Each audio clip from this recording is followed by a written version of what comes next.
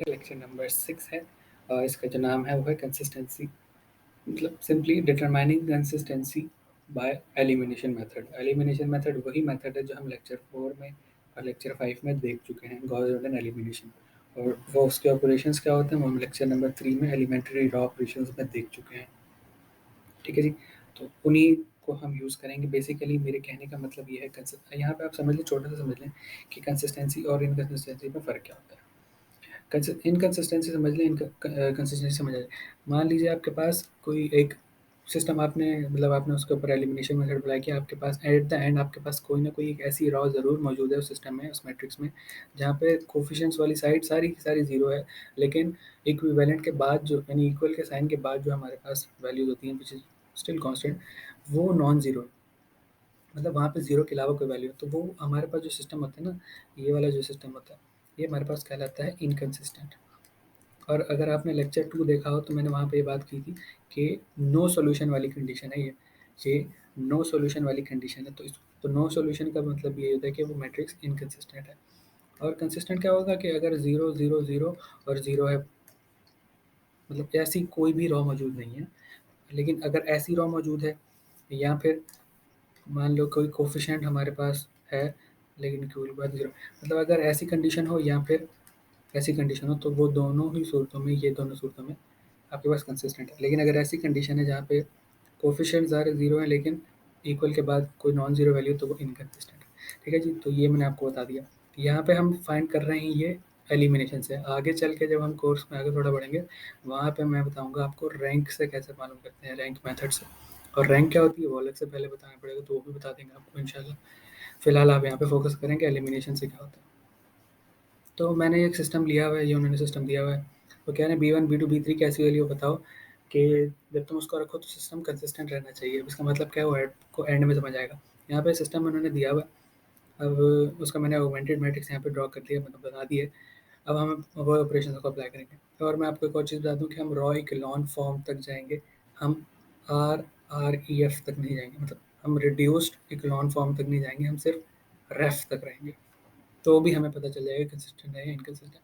तो अब क्या होगा कि मुझे इस लीडिंग वन के नीचे एलिमेंट्स ज़ीरो चाहिए, तो मुझे वन में से माइनस कराना पड़ेगा, टू में से टू माइनस कराना पड़ेगा, taking the help of this leading one here. तो R2 में से मैं करवाऊँगा R1 को माइनस, तो ये 1 माइनस 1 0 बन जाएगा। सिमिलरली R3 में से मैं करवाऊँगा 2 R1 माइनस, तो 2 माइनस 2 बन के वो 0 हो जाएगा। तो ये 1 है, ये 1 है, ये 2 है, और ये B1 रहेगा। अच्छा, 1 minus 1 0, 0 minus 1 minus 1, 1 minus 2 still minus 1, B2 minus B1, ये हो जाएगा B2 माइनस B1। और थर्ड रो में क्या होगा, 2 माइनस 2 हो जाएगा 0, क्योंकि 2 से मल्टीप्लाई हो गया माइनस होगा। फिर 2 1 और 2, तो 1 minus 2 becomes minus 1, and 2 to the 4 minus 1 इधर भी आ जाएगा। सो B3 माइनस 2 B1 हो जाएगा, बिकॉज 2 B1 से भी तो मल्टीप्लाई होगा। ठीक है जी, तो अब आपके पास मैट्रिक्स कुछ ऐसा बन गया। अब आपके पास पहले लीडिंग वन के नीचे, आपके पास फर्स्ट रो के लीडिंग वन के नीचे एलिमेंट 0 आ गया। अब सेकंड रो का जो लीडिंग वन है उसको पहले मैं 1 प्लस 1 बना लेता हूँ, तो ज़्यादा आसानी रहेगी हमें। ठीक हो गया, तो उसको प्लस 1 बनाने के लिए मैं क्या करता हूँ, सिंपल है, मैं माइनस R2 कर देता हूँ। सो ये हमारे पास हो जाएगा 1 1 2, क्या हो गया, 1 1 2 B1, क्योंकि इस पर तो कोई अप्लाई ही नहीं हुआ। ये 0 का 0 रहेगा, ये प्लस 1 बन जाएगा, ये भी प्लस 1 बन जाएगा, ये सारा बन जाएगा B1 माइनस B2। बेसिकली यहाँ पे ये माइनस था, ये प्लस था, ये माइनस था, अब माइनस से करवाएंगे मल्टीप्लाई, तो ये माइनस का हो जाएगा प्लस का, तो मैंने इसको ऐसे लिख दिया। और नीचे वाले पे तो कोई ऑपरेशन ही अप्लाई नहीं किया, तो ये तो सेम टू सेम ही रहेगा। थ्री माइनस टू, अगर आपको पोर्ट्रेट मोड पे अगर आप वीडियो देखते हैं ना अगर मोबाइल पे, तो उसको लैंडस्केप पे देख लीजिएगा, तो आई गेस ये विजिबल हो जाएगा आपको इंशाल्लाह, अगर अभी विजिबल नहीं है तो। चलो आप कर लेते हैं। अच्छा जी, देखें, अब मुझे ये 1 0 चाहिए, तो मैं क्या करवाऊँगा, अगर मैं इसको इसमें प्लस करवा दूँ, सिंपल है, 0 बन जाएगा। तो मैं क्या करता हूँ कि R3 में ऐड करवाता हूँ R2, सिंपल इज दैट। तो यहाँ से मुझे मिलेगा 1 1 2 B1, ये तो सेम रहेगा, इस पर अप्लाई नहीं किया कोई ऑपरेशन। ये 0, इस पर भी कोई अप्लाई नहीं किया, तो ये सेम रह जाएगी B1 माइनस B2। अब यहाँ पे देखें, 0 plus 0 0, -1 plus 1 0, -1 plus 1 0, and now B3 minus 2B1। ये मैं आपको यहाँ पे बता देता हूँ कि B3 माइनस 2B1 में मैं क्या ऐड करवा रहा हूँ, B1 माइनस B2 ऐड करवा रहा हूँ। तो देखिए क्या होगा, एक -2B1 है, एक +B1 है, तो ये आपके पास बच जाएगा B3 minus B1 minus B2। ये आपके पास आपका मैट्रिक्स आ गया इक्लॉन फॉर्म में। कैसे? कि भाई देखें, आपके पास फर्स्ट रो का जो लीडिंग वन है उसके नीचे वाले सारे एलिमेंट जीरो हैं, सेकंड रो का जो लीडिंग वन है विच इज़ दिस, उसके नीचे सारे जीरो हैं, थर्ड रो में कोई लीडिंग वन है नहीं। ठीक है जी। अब मैंने आपको बताया था शुरू में कि अगर हमारे पास कोई रो ऐसी है, तो अगर यहाँ पर ज़ीरो होगा तो वो कंसिस्टेंट है, अगर उसके अलावा कोई वैल्यू होगी तो वो इनकंसिस्टेंट। अब इसका मतलब ये है कि इस वाली वैल्यू को, क्या मतलब कि B3 minus B1 minus B2 को ज़ीरो होना पड़ेगा सिस्टम को कंसिस्टेंट रखने के लिए। आई रिपीट, सिस्टम को कंसिस्टेंट रखने के लिए ये कंडीशन वैलिड है। लेकिन अगर नॉन ज़ीरो है कांस्टेंट और कोफिशिएंट ज़ीरो है तो इनकंसिस्टेंट है, तो ये चीज़ ज़ीरो होना ज़रूरी है। सो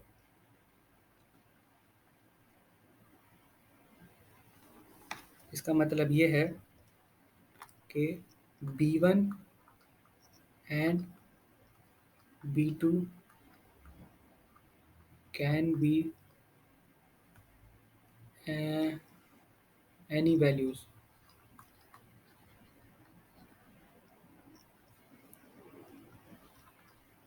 but B3 should be B1 plus B2। अब ये चीज़ कहाँ से आएगी, ये देखो, अब B3 कितने के बराबर होना चाहिए, B1 प्लस B2। ठीक है जी। कंसिस्टेंट रखने के लिए, जैसा कि उन्होंने सवाल में कहा था, मैं आपको दिखाता हूँ। सवाल में उन्होंने कहा था कि B1 B2 B3 की ऐसी कौन सी वैल्यू होनी चाहिए जिससे सिस्टम कंसिस्टेंट रहे। अब देखें, आपके पास ना कंसिस्टेंट, आपके पास कंडीशन थर्ड रॉ में एक ऐसी है कि अगर यहाँ पे ज़ीरो जनरेट होगा तो वो कंसिस्टेंट है, अगर ज़ीरो के अलावा कोई वैल्यू जनरेट हो गई तो वो इनकंसिस्टेंट है। और शुरू की दो रॉज से आपको पता चल रहा है B1 और B2 की कोई भी वैल्यू रख दो तो शुरू की जो दो रॉज हैं वो कंसिस्टेंट ही रहेंगी, चाहे कुछ भी कर लो, इधर ज़ीरो रख दो, माइनस रख दो, कुछ भी रख दो। लेकिन यहाँ पे आपको थोड़ी एहतियात करनी पड़ेगी। ठीक है जी। अब अगर आप यहाँ पे मान लो आपने B1 और B2 ज़ीरो रखा, तो B3 ऑटोमेटिकली ज़ीरो हो जाएगा, ये रॉ कंसिस्टेंट हो जाएगी। ठीक है। B1 और B2 टू रखा तो B3 टू हो जाएगा, तो टू माइनस वन जीरो बन जाएगा। क्या मतलब, आपके पास सिस्टम तभी कंसिस्टेंट होगा जब आपके पास B3 की वैल्यू B1 प्लस B2 होगी, और B1 और B2 की वैल्यूज़ कुछ भी हो सकती हैं। ठीक है जी। तो ये था कि आपने बताना था कि कंसिस्टेंसी आप कैसे चेक करते हैं। ठीक है जी। तो इसके अलावा मैं आपको एक क्वेश्चन दे देता हूँ, similar to this, similar to this. अच्छा, मैं एक चीज़ आपको और बता दूँ, अगर आपके पास कोई ऐसा मैट्रिक्स हो ना कि यहाँ पे ज़ीरो ज़ीरो, यहाँ पे ज़ीरो ज़ीरो, सॉरी यहाँ पे ज़ीरो, यहाँ पर रख देते हैं ये ज़ीरो ज़ीरो और ज़ीरो, यहाँ पे ज़ीरो। अगर आपके पास कोफिशिएंट्स वाली साइड पे इस तरीके की कंडीशन है ना, तो भले ही आपके पास इक्वल के बाद वाला जो ये होता है, ये ज़ीरो हो या नॉन ज़ीरो हो, वो हमेशा कंसिस्टेंट होगा। आगे एक एग्जांपल है, अगले लेक्चर में मैं आपको बताऊंगा कि उसमें हमारे पास एक एग्जांपल हम लोग कंसिडर करेंगे, उसमें हमारे पास इस तरीके की कंडीशन इवॉल्व होगी। यहाँ पे कुछ नॉन ज़ीरो वैल्यूज़ हो सकती हैं और इस राइट साइड पे कुछ इस तरीके से आएगा, सॉरी लेफ्ट साइड पे। तो वो भी हमारा कंसिस्टेंट होगा। उसमें हम कहते हैं कि अगर उसमें पूछा जाए कि भई बताओ B1, B2, B3 क्या वैल्यू होनी चाहिए, तो उसमें आप ये कह देते हो कि भई अगर इस तरीके की कंडीशन है ना, तो B1, B2, B3 की कोई भी वैल्यूज़ हो सकती है, उस पर B1 और B2, B3 पे कोई रिस्ट्रिक्शन नहीं लगेगी। लेकिन इस केस में आपके पास रिस्ट्रिक्शन लग रही है कि B3 की वैल्यू लाज़िमन B1 प्लस B2 होनी चाहिए थी। ये आज का लेक्चर था। हमने चेक किया कि हम एलिमिनेशन से कैसे कंसिस्टेंसी कैसे चेक करते हैं। कंसिस्टेंसी ऐसे चेक करते हैं कि if there is any row involving which has coefficient side equals to zero but constant side equals to any non zero value, तो वो इनकंसिस्टेंट है। और अगर नॉन ज़ीरो के अलावा ज़ीरो वैल्यू है तो वो कंसिस्टेंट है। Simple as that. अपना रखिएगा बहुत ज़्यादा ख्याल। आज के लिए यहीं तक रखते हैं। मुझे दीजिएगा इजाज़त। अल्लाह हाफ़िज़।